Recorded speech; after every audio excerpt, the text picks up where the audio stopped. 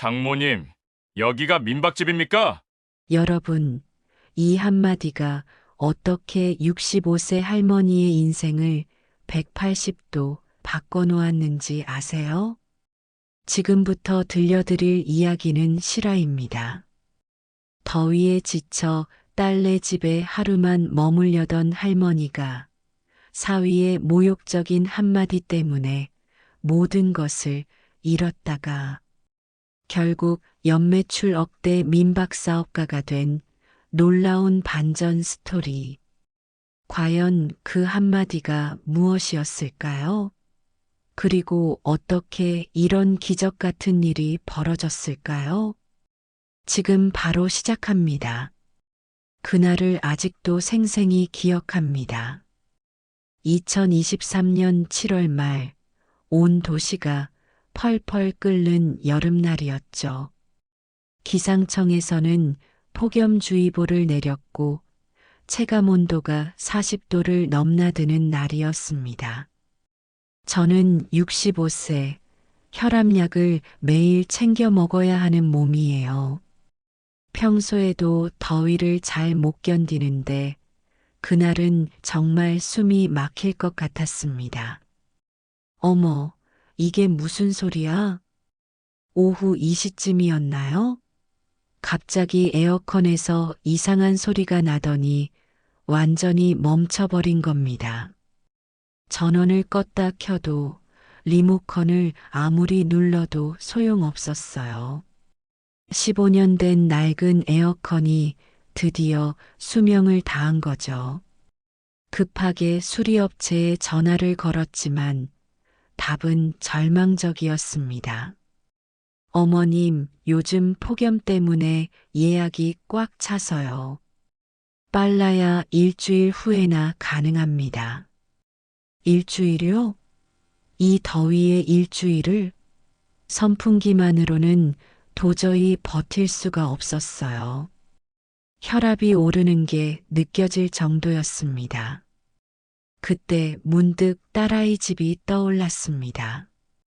우리 딸 수진이는 결혼한 지 10년 됐고 남편과 함께 신도시 아파트에 살아요. 몇 년 전까지만 해도 엄마 자주 놀러 와요. 우리 집이 엄마 집이잖아요 라고 했던 그 집 말이에요. 손자 유민이 돌보러 일주일에 두세 번씩 오가며 비밀번호도 알려줬었죠. 사자리 숫자, 딸의 생일이었거든요. 하루 이틀만 머물다 나오자. 패 끼치지 말고 조용히 있다가 집에 와야지. 그렇게 생각하며 작은 가방 하나만 들고 딸네 집으로 향했습니다. 지하철에서도 땀이 비 오듯 흘렀어요. 다른 승객들 시선이 신경 쓰였지만 어쩔 수 없었죠. 딸네 아파트 현관 앞에서 한참을 망설였습니다. 미리 전화라도 했어야 하나? 그런데 급한 일인데 뭐. 비밀번호를 누르는 손이 떨렸어요. 삐삐삐삐. 익숙한 네 자리 숫자를 누르니 문이 열렸습니다. 수진아? 엄마야. 에어컨이 고장나서 말을 하려던 순간 거실에서 누군가의 시선이 느껴졌습니다. 거실 소파에 사위가 앉아 있었어요. 에어컨은 시원하게 돌아가고 있었고 그는 시원한 맥주 한 캔을 손에 쥐고 TV를 보고 있었죠. 평일 오후인데 집에 있는 걸 보니 재택 근무를 하는 모양이었어요. 저는 조심스럽게 인사를 건넸습니다. 김서방 잘 있었나? 나 에어컨이 고장나서 너무 더워서 견딜 수가 없어서 하루만 식히고 갈게. 목소리가 작아졌어요. 왠지 눈치가 보였거든요. 사위는 멍하니 TV를 보다가 천천히 고개를 돌려 저를 쳐다봤습니다. 그리고는 천천히 일어나 제 앞에 서더니 차가운 목소리로 이렇게 말했습니다. 장모님, 여기가 민박집입니까? 순간 숨이 막혔습니다. 민박집이라는 단어가 뇌리를 때리는 순간 제 존재 자체가 철저히 남의 부담이 된 듯한 기분이 들었어요. 눈앞이 아찔했죠.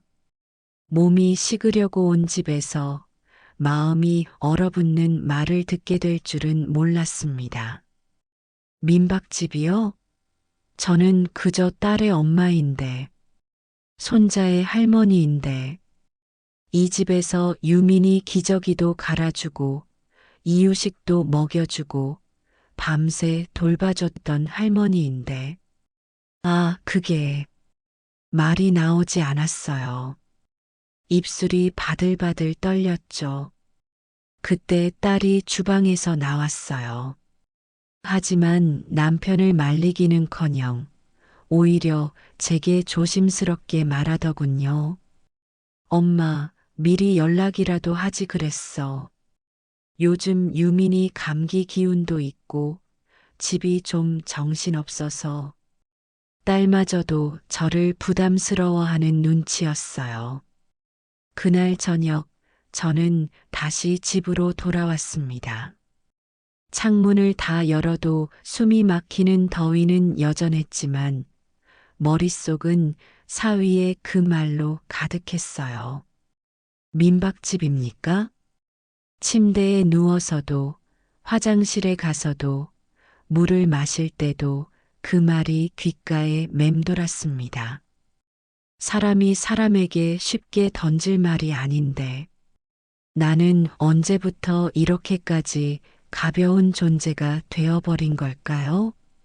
30년 넘게 살아온 서울 생활, 남편 돌아가시고 혼자 버텨온 10년 딸 키우느라 고생했던 세월들이 주마등처럼 스쳐갔어요.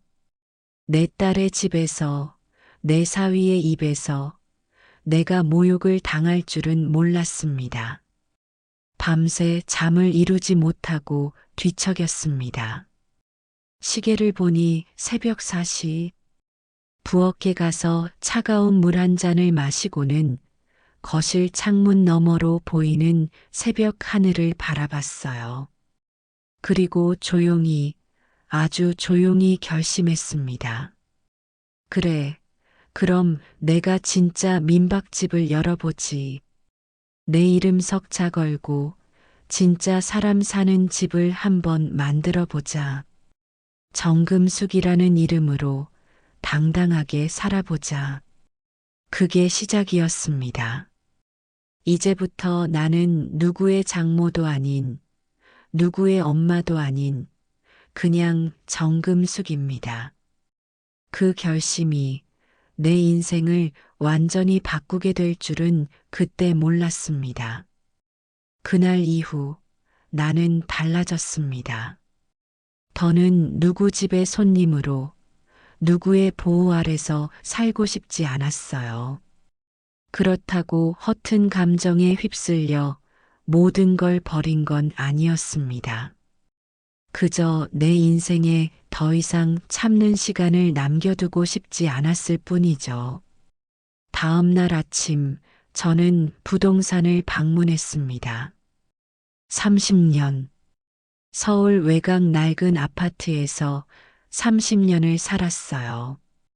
신혼 때 남편과 함께 들어온 이 집에서 딸을 키웠고 남편을 떠나보냈고 혼자서 10년을 버텨왔죠. 복도 벽에 딸의 키 재던 흔적들, 거실 한쪽 벽에 남편이 못질해서 생긴 작은 구멍들, 베란다에서 기르던 화분들까지 모든 게 추억이었어요. 하지만 이제 그 집은 나의 안식처가 아니라 과거를 붙잡는 족쇄 같았습니다. 어머님, 매물로 내놓으시려고요?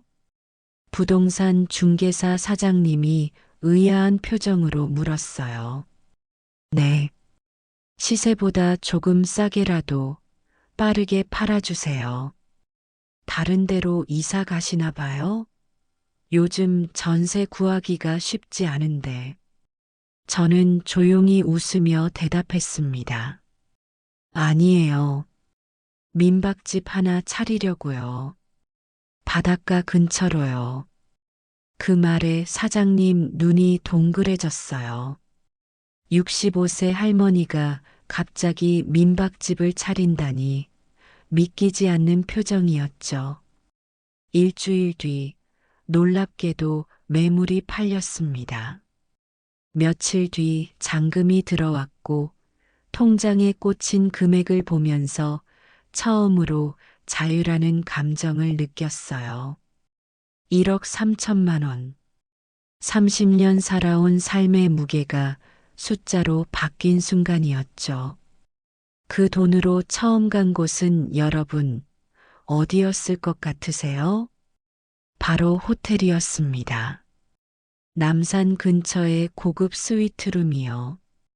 지금껏 누구 생일에도, 기념일에도, 심지어 남편과 결혼 기념일에도 한번 묵어보지 못했던 그런 곳 말이에요. 혹시 3박 4일 동안 묵을 수 있을까요? 프런트 직원은 친절하게 안내해줬지만 속으로는 의아했을지도 몰라요. 중년 여자가 혼자 아무런 큰 짐도 없이 호텔 스위트룸에 들어오는 모습이 특이했을 테니까요. 그 방 안에서 나는 새로 태어났습니다. 넓은 욕조에 몸을 담그고 킹사이즈 침대에 누워 높은 천장을 바라보며 생각했어요. 이제는 나를 위한 인생을 살아도 되겠구나. 누구의 엄마, 누구의 장모가 아니라 그냥 나로 살아도 괜찮겠구나. 룸서비스로 시킨 스테이크를 혼자 먹으면서도 마음이 편했어요. 누구 눈치 볼 필요도, 설거지 걱정할 필요도 없었죠. 평생 처음으로 나만을 위한 시간이었습니다. 둘째 날, 호텔 근처 미용실에 갔습니다. 어떻게 해드릴까요? 머리를 좀 짧게 잘라주세요. 아주 짧게요. 미용사가 깜짝 놀랐어요. 어머님, 지금 파마도 예쁘게 나와 있는데 정말 자르시겠어요? 네.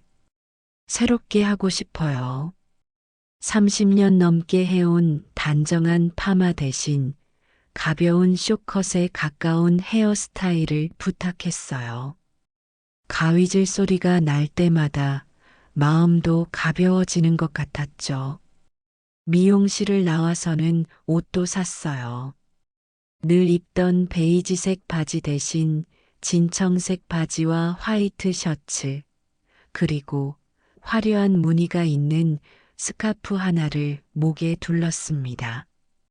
백화점 화장실 거울 앞에 섰을 때 낯선 여자가 웃고 있었어요.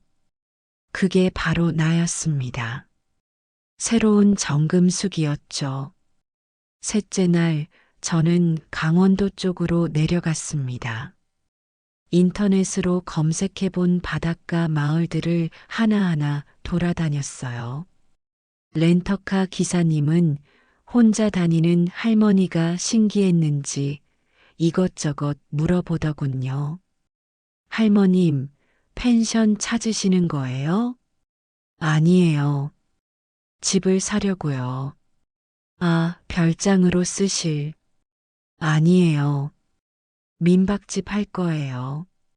기사님이 백미러로 저를 힐끗 쳐다보는 게 보였어요. 아마 정신 나간 할머니라고 생각했을지도 모르죠.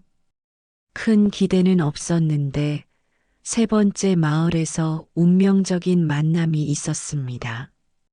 골목 끝 바다가 내려다 보이는 언덕에 폐가처럼 방치된 집 하나가 눈에 들어왔어요. 2층짜리 작은 집이었는데 1년 넘게 비어 있었다고 하더군요. 낡고 허름했지만 햇살이 정말 잘 들었어요.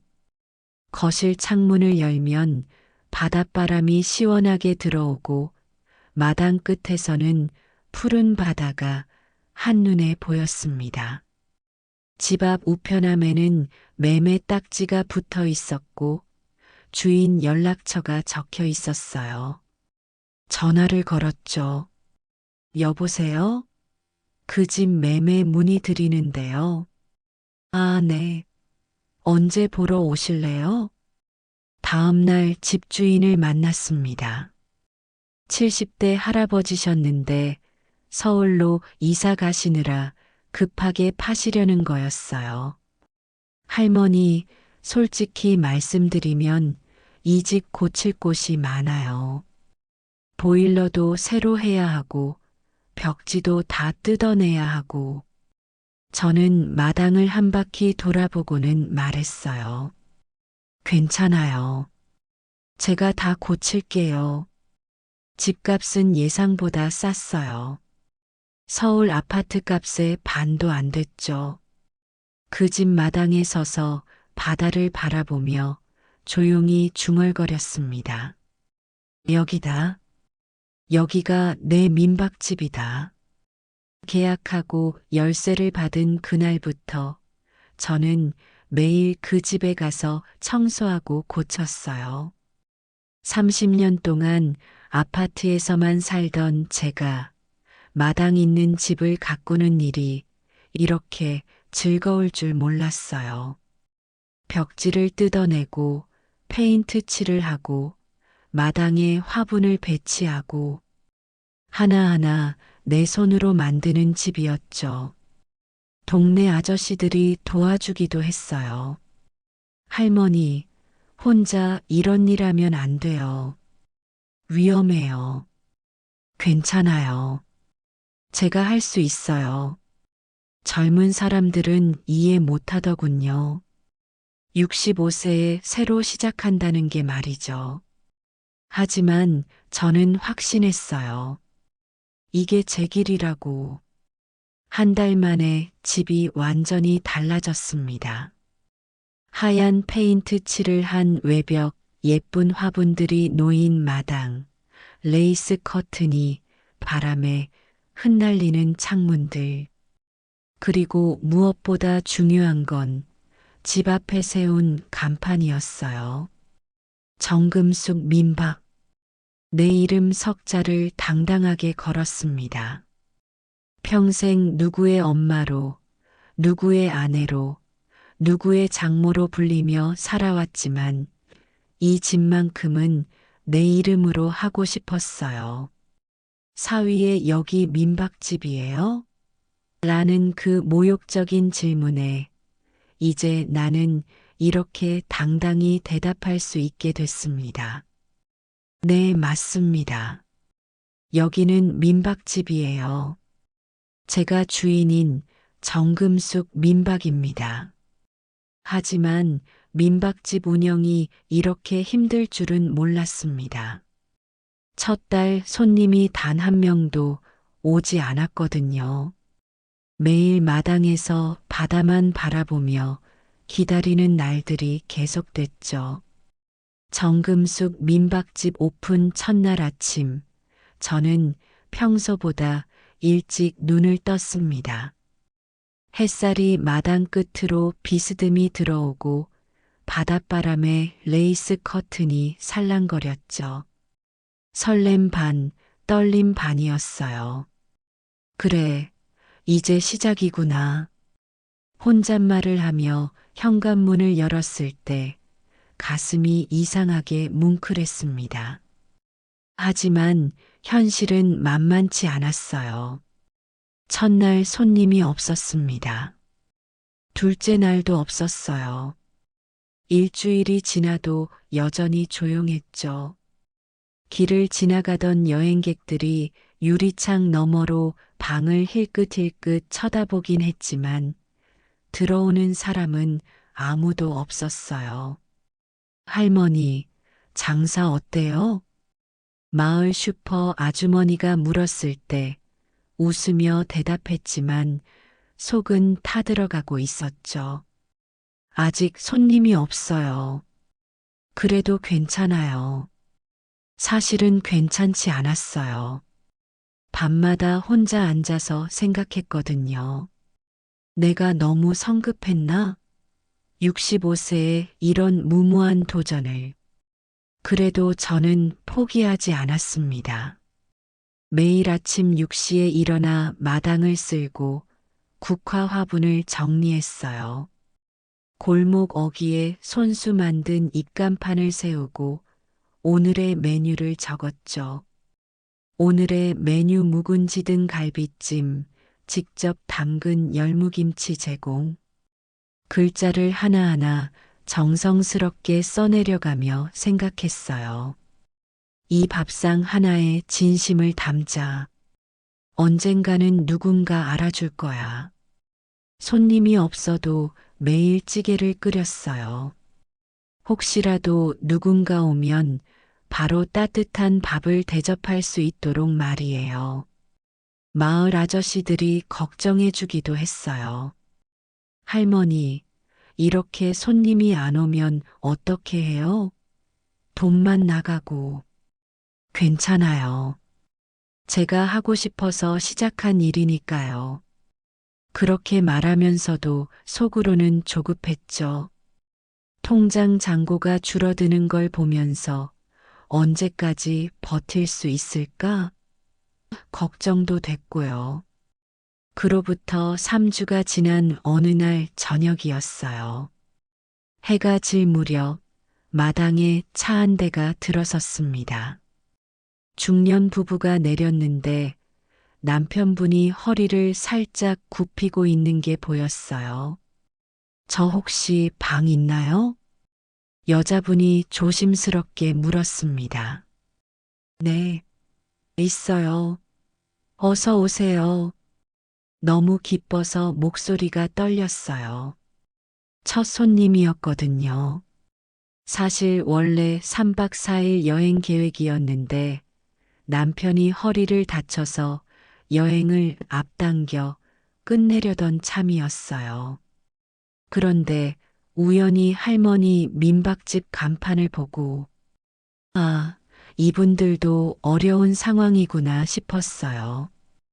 허리 아픈 남편을 챙기느라 여행도 제대로 못하시는 마음이 얼마나 안타까우셨을까요? 괜찮아요. 편히 쉬다 가세요. 방도 1층에 있어서 계단 오르내릴 필요 없어요. 그날 저녁 등갈비찜을 해드렸어요.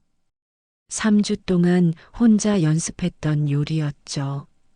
묵은지도 직접 담근 거였고 열무김치도 제가 밭에서 키운 열무로 만든 거였어요.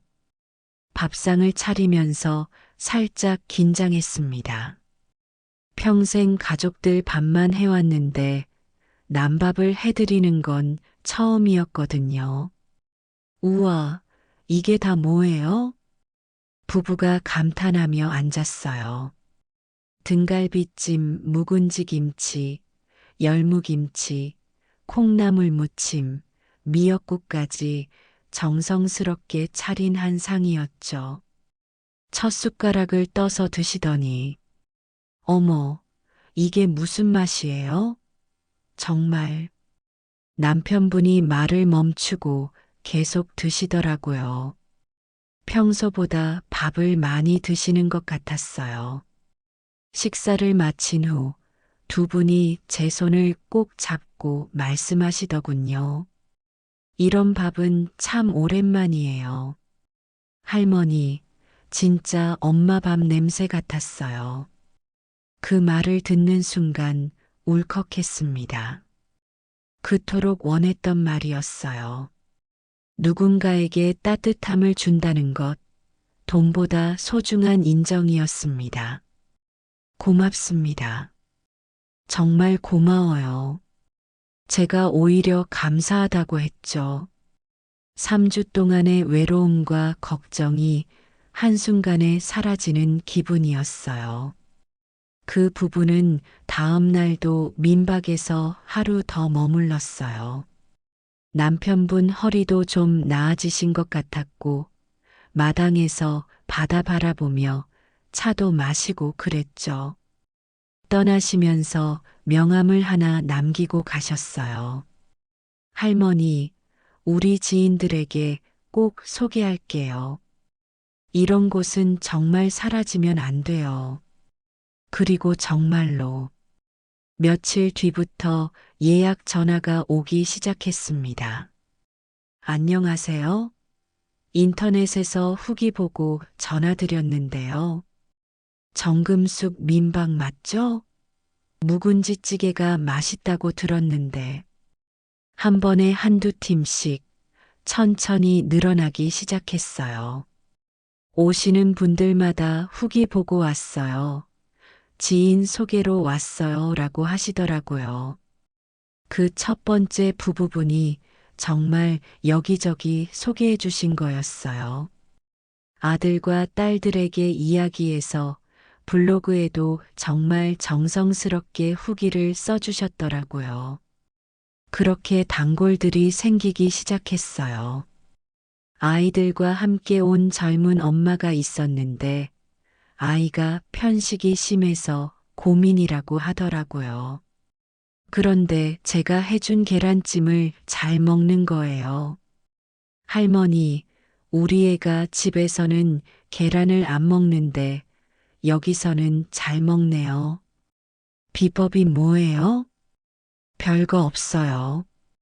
그냥 정성이지 뭐. 대학생들도 왔어요. 배낭 하나씩 메고 온 친구들이 라면 끓여 먹겠다고 하니까 제가 찌개라도 해줬죠. 할머니, 이거 진짜 맛있어요. 우리 할머니 음식 같아요. 너희들 할머니가 그리우구나. 혼자 여행 온 할머니들도 계셨어요. 연세가 저랑 비슷하신 분들이었는데 밤에 마당에서 수다 떨면서 서로 살아온 이야기도 나누고 그랬어요. 몇 달 지나니까 정말 놀라운 일이 벌어졌어요. 할머니, 이 집 예약이 어떻게 되나요? 다음 달에 오고 싶은데 주말은 이미 다 찼고요. 평일로 와주세요.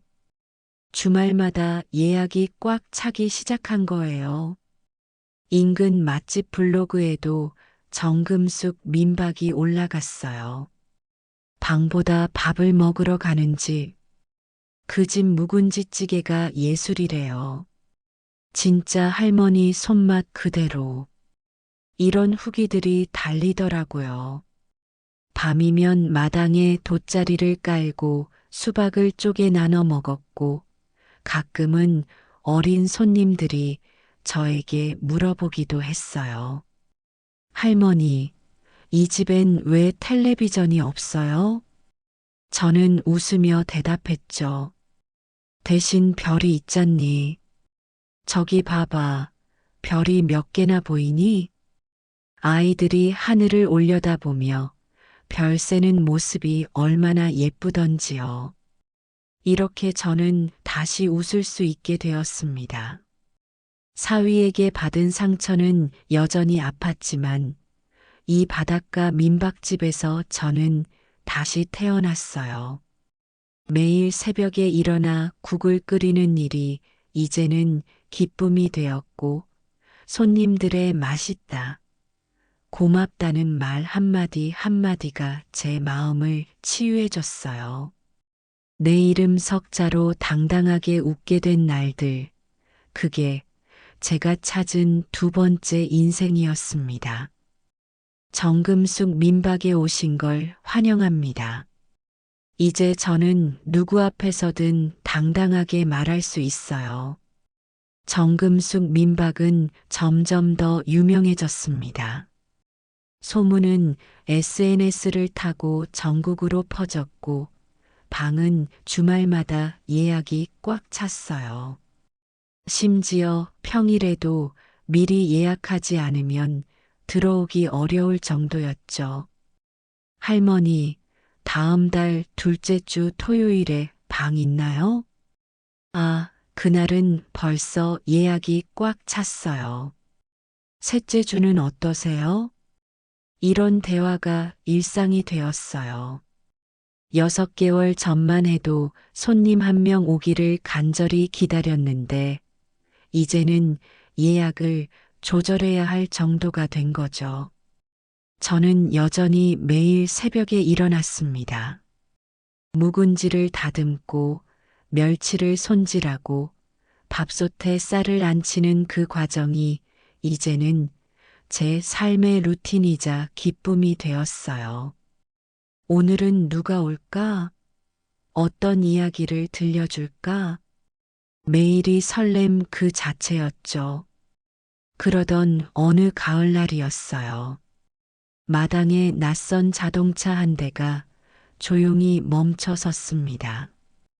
검은색 SUV였는데 번호판을 보니 서울 차량이더라고요. 오늘 예약 손님이 아닌데. 창문이 천천히 열리더니 익숙한 얼굴이 보였습니다. 사위였습니다. 심장이 쿵 떨어지는 기분이었어요. 그 모욕적인 민박집입니까? 말이 떠오르면서 온몸에 소름이 돋았죠. 사위는 차에서 내리며 능청스럽게 웃었습니다. 마치 아무 일도 없었다는 듯이 말이에요. 어머니, 여기에 계셨네요. 연락도 없이 이렇게 혼자 계시면 걱정되잖아요. 걱정이라니요? 그가 저에게 마지막으로 건넸던 말을 잊을 수 있을까요? 그 차가운 시선과 모욕적인 말투를 잊을 수 있겠어요? 어떻게 여기까지? 아, 인터넷 검색하니까 바로 나오더라고요. 정금숙 민박. 후기도 정말 좋고 사진도 예쁘게 잘 나왔네요. 사위는 마치 집 구경을 하듯 천천히 둘러보기 시작했어요. 현관 벽에 걸린 손님들의 감사 편지들, 거실 한편에 놓인 예약 달력, 주방에서 풍겨오는 구수한 된장찌개 냄새까지. 그의 눈이 예약표에 머물렀을 때 표정이 미묘하게 변했어요. 이 정도면 꽤 잘 나가시네요, 장모님. 그 말투에서 뭔가 이상한 기운이 느껴졌어요. 사실 저도 요즘 새로운 사업을 알아보고 있었는데 펜션이나 민박 쪽으로 생각하고 있었거든요. 아, 설마. 같이 하시면 어떨까요? 가족끼리 하면 더 좋잖아요. 제가 마케팅이나 온라인 예약 시스템 같은 걸 도와드릴 수 있고, 순간 손이 떨렸습니다. 여기 민박집입니까? 라고 모욕했던 그 사람이 이제는 같이 하자고. 저는 조용히 핸드폰을 꺼내 녹음 버튼을 눌렀어요. 이번엔 모든 대화를 기록해둘 생각이었죠. 나중에 뭐라고 하든 증거를 남겨두겠다고 마음먹었어요. 김서방 나는 혼자가 좋아. 어머니, 그러지 마시고 요즘 민박 경쟁도 치열하고 온라인 마케팅 안 하면 뒤처져요. 제가 도와드리면 매출을 2배로 늘릴 수 있어요. 매출을 2배로? 그러면 당신 목도 2배로 가져가겠다는 뜻인가요? 난 지금도 충분하네. 욕심부릴 나이도 아니고. 장모님, 그래도 가족 간에 서로 도와야죠. 요즘 수진이도 생활이 어려워서. 며칠 후, 이번엔 딸이 찾아왔습니다. 혼자 온 게 아니라 사위와 함께였어요. 미리 짜고 온 것 같았죠. 엄마, 오랜만이다. 딸의 목소리가 어색했어요. 죄송한 마음과 뭔가 요구하고 싶은 마음이 섞여 있는 것 같았죠. 처음엔 이런저런 안부를 물으며 눈치를 보더니 점심을 먹고 난 후 본격적으로 말을 꺼내기 시작했어요. 엄마, 솔직히 말할게. 우리도 요즘 사정이 안 좋아. 유민이 학원비도 밀려 있고 남편 회사도 경기가 안 좋아서 보너스도 없고 이 집 수입이 꽤 좋다며 우리랑 좀 나눌 수 없을까? 그 말을 듣는 순간 머리가 핑 돌았어요. 나눈다고? 제 목소리가 떨렸어요. 이 집이 어떻게 생긴 집인지 알아? 너네가 나를 모욕하고 쫓아낸 다음에 내가 30년 살던 집을 팔아서 혼자 힘으로 만든 집이야. 엄마, 그때 일은, 그때 일? 내 남편이 나한테 뭐라고 했는지 기억 안 나니? 사위가 입을 열려고 했지만 저는 손을 들어 막았어요. 여기는 내 집이야. 누구한테 물려받은 것도 아니고 누구 도움으로 시작한 것도 아니지. 내가 내 손으로 만든 거야. 그러니까 너희가 나눌 건 없단다. 딸의 얼굴이 붉어졌어요. 엄마, 그래도 가족인데 이렇게까지. 가족? 저는 쓴웃음을 지었어요. 가족이면 서로 아껴야 하는 거 아니야? 가족이면 힘들 때 위로해줘야 하는 거 아니고, 사위가 더 이상 참지 못하고 본색을 드러냈어요. 장모님, 너무 이기적이시네요. 혼자서 다 해먹으려고 하시고, 이기적이라고? 맞아요. 가족끼리 도와가며 살아야 하는데, 혼자만 잘 살려고. 목소리가 점점 높아졌어요. 평소 속으로 삭혔던 말들이 쏟아져 나오는 것 같았죠. 애초에 이런 민박 같은 거 할 나이도 아니면서 괜히 고집 부리고 자네가 나이를 거론할 자격이 있어? 있죠. 장모님 나이에 이런 사업하는 게 말이 되나요? 차라리 우리가 대신 그때였어요. 마을 이웃들과 마침 체크인 온 손님들이 그 광경을 목격하게 됐어요. 여기서 무슨 일이에요? 슈퍼 아주머니가 다가왔어요. 사위의 큰 목소리를 듣고 온 거죠. 아, 아무것도 아니에요. 사위가 당황하며 말했지만 아주머니는 제 편을 들어주었어요. 사모님이 여기서 얼마나 고생하셨는데요. 혼자서 이 집 다 고치시고 매일 새벽부터 일어나서 손님들 밥 해드리시고 우리가 다 봤습니다. 함부로 말하지 마세요. 다른 마을 주민들도 하나둘 모여들었어요. 정금숙 사모님처럼 성실하고 친절한 분 없어요. 이 나이에 새로 시작해서 이렇게 성공하시다니 정말 대단하세요. 손님 중에는 변호사도 있었어요. 그분이 사위의 언행을 전부 핸드폰으로 녹취해 주셨어요. 이분, 지금 노인 학대나 다름없는 발언을 하고 계시네요. 필요하시면 이 녹음 파일 드릴게요. 그날 저녁 저는 곧장 접근 금지 신청을 냈습니다. 변호사님이 도와주셔서 절차도 간단했어요. 녹음 파일과 여러 목격자들의 증언이 있어서 법원에서도 빠르게 처리해줬죠. 일주일 후 접근 금지 명령이 내려졌어요. 사위는 앞으로 제게 100m 이내로 접근할 수 없게 됐습니다. 마을에도 소문이 퍼졌어요. 정금숙 민박 사장님 정말 멋지다. 혼자서 저렇게 해내시다니 우리도 배워야 해. 가족이라고 해서 다 좋은 건 아니구나. 며칠 뒤 딸에게서 문자가 왔습니다. 미안해, 엄마. 내가 이제야 알았어. 엄마가 얼마나 혼자 이겨낸 건지. 남편하고 많이 싸웠어. 엄마한테 그런 식으로 말한 거 정말 잘못됐다고 생각해. 시간이 좀 걸리겠지만 나중에 용서해 줄 수 있을까? 하지만 그 문자를 보며도 저는 쉽게 답하지 않았습니다. 가족이기에 더 상처를 주는 말이 있다는 걸 저는 너무 잘 알고 있었거든요. 사위의 민박집입니까?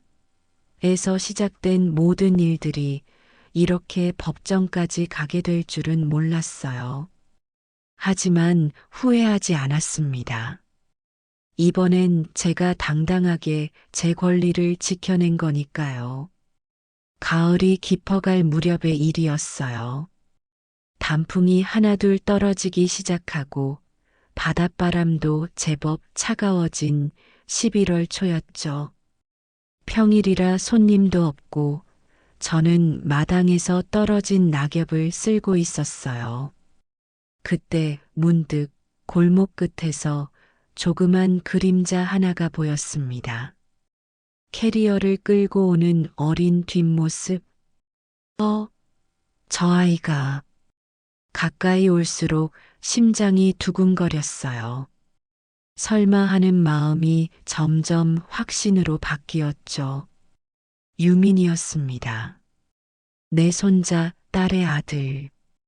유민이가 마당 문 앞에 섰을 때 제 가슴이 먹먹해졌어요. 많이 야위어 있었거든요.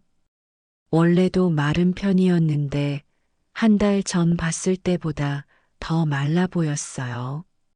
얼굴에는 울어서 부은 자국이 남아 있었고 손에는 구겨진 종이 한 장을 꼭 쥐고 있었죠. 유민아? 제가 부르자 아이가 고개를 들었어요. 그 순간 눈물이 핑 돌았어요. 할머니.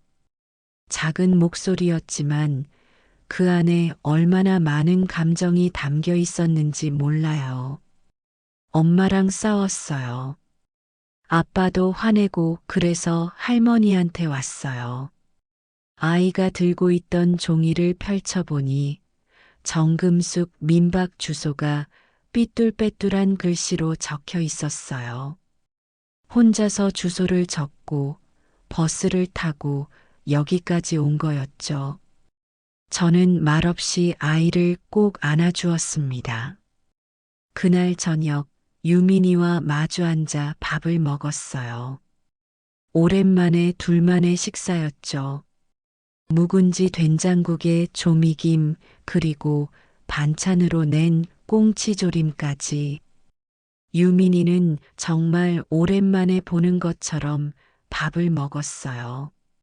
한 숟갈, 또 한 숟갈 평소보다 훨씬 많이, 그리고 조용히 먹더라고요. 맛있어?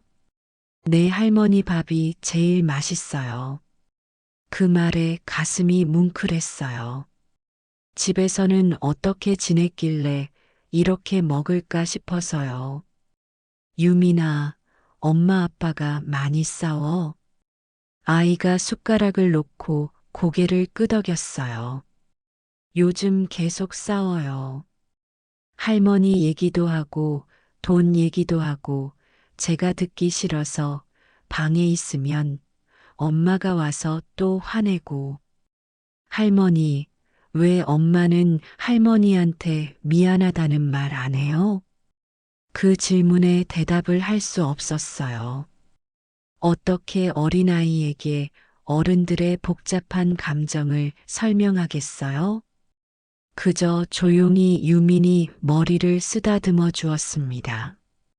그날 이후 유민이는 민박집에서 지내기 시작했습니다.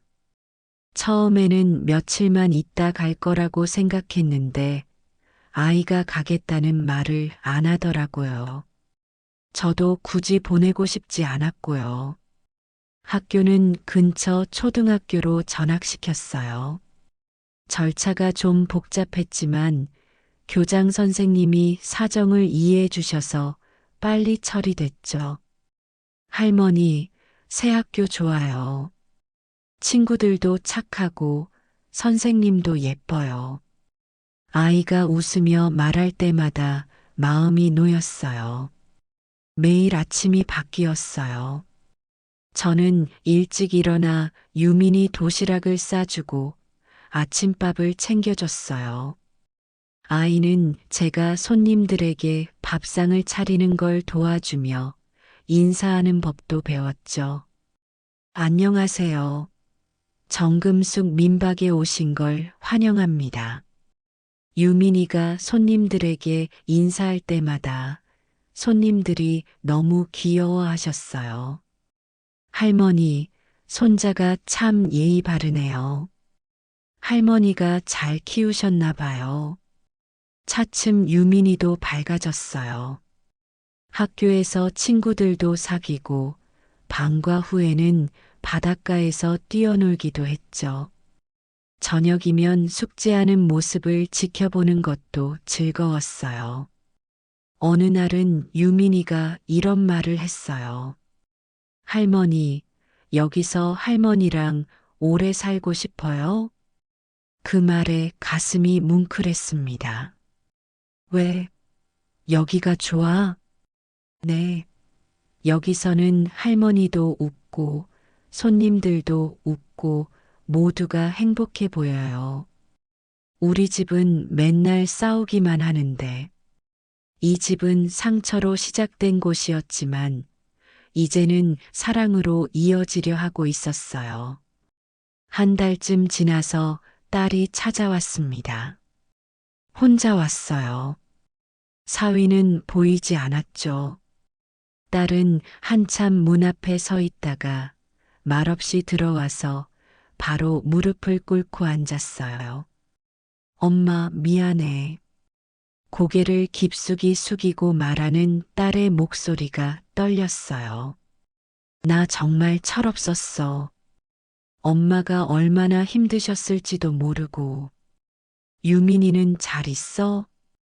그래. 딸이 고개를 들었어요.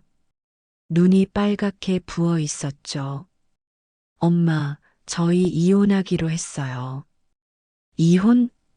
내 남편이 엄마한테 한 일, 저도 도저히 용서할 수 없어요. 그리고 유민이 앞에서 계속 싸우는 것도 아이한테 독이 되고, 딸이 눈물을 닦으며 말했어요. 사실 국밥집 하나 차리려고 해요. 작은 곳이지만 제 손으로 시작해보고 싶어요. 그 말을 듣는 순간 제 마음도 조금씩 풀리기 시작했어요. 어디서? 시내에 작은 자리 하나 알아봤어요. 보증금이 좀 부족하긴 하지만 저는 방으로 들어가 노트 한 권을 가져왔어요. 제가 민박을 시작하면서 정리해둔 요리 레시피들, 그리고 손맛의 비밀들이 빼곡히 적힌 소중한 노트였죠. 이거 가져가. 엄마, 이건 내가 쓴 요리 레시피야. 손맛을 기록한 거지. 장사 잘 되고 사람들한테 밥 잘 먹였다는 소리 들으면 그때 다시 얘기하자. 그 후로 딸은 정말 국밥집을 차렸어요. 수진이네 국밥이라는 작은 가게였는데 생각보다 잘 됐다고 하더라고요.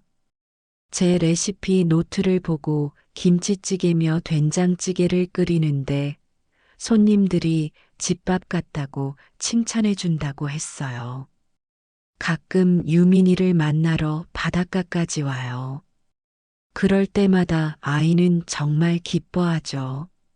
엄마, 할머니 밥 먹어봐요. 정말 맛있어요.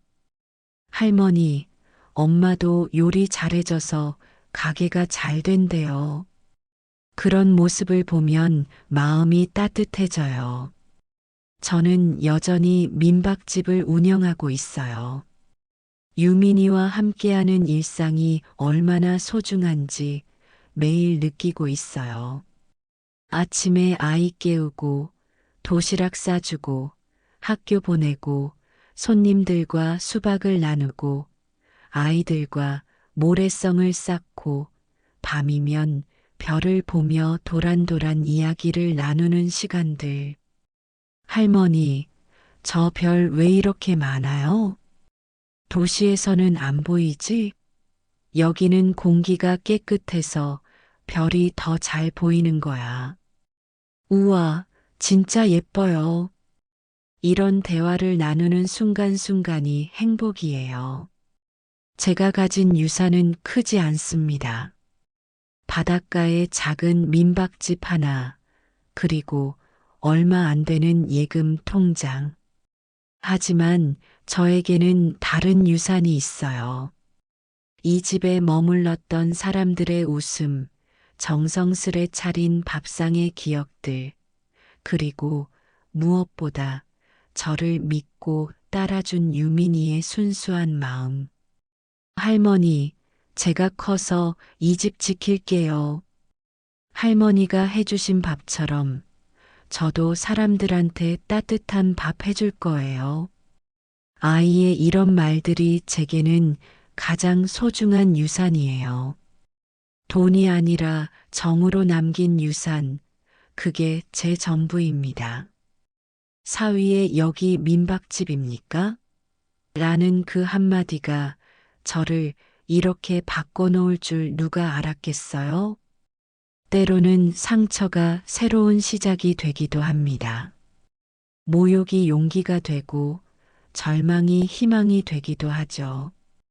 지금 제가 서 있는 이 자리, 정금숙 민박이라는 간판 아래서 저는 당당하게 말할 수 있어요. 네, 맞습니다. 여기는 민박집이에요. 제가 주인인 정금숙 민박입니다. 그리고 이제는 이렇게 덧붙일 수 있죠. 사랑하는 손자와 함께하는 세상에서 가장 따뜻한 민박집입니다. 여러분도 늦었다고 생각하지 마세요. 65세에 새로 시작한 제가 이렇게 행복할 수 있다면 여러분도 언제든 새로운 꿈을 꿀 수 있어요. 나이는 정말 숫자일 뿐이에요. 중요한 건 포기하지 않는 마음이죠. 혹시 가족 때문에 힘드신 분들도 계실 거예요. 그럴 때는 기억하세요. 진짜 가족은 서로를 아끼고 사랑하는 사람들이라는 걸요. 댓글로 여러분의 새로운 도전 이야기, 가족과의 화해 이야기, 그리고 응원의 메시지도 들려주세요. 서로가 서로에게 힘이 되어줄 수 있을 거예요. 긴 이야기 끝까지 들어주셔서 정말 감사합니다. 구독과 좋아요, 그리고 주변 분들에게도 이 이야기를 나누어 주세요. 여러분의 인생에도 두 번째 봄이 반드시 올 거예요. 정금숙 할머니처럼 당당하고 행복하게 살아가시길 응원합니다. 다음에 또 좋은 이야기로 만나요. 감사합니다.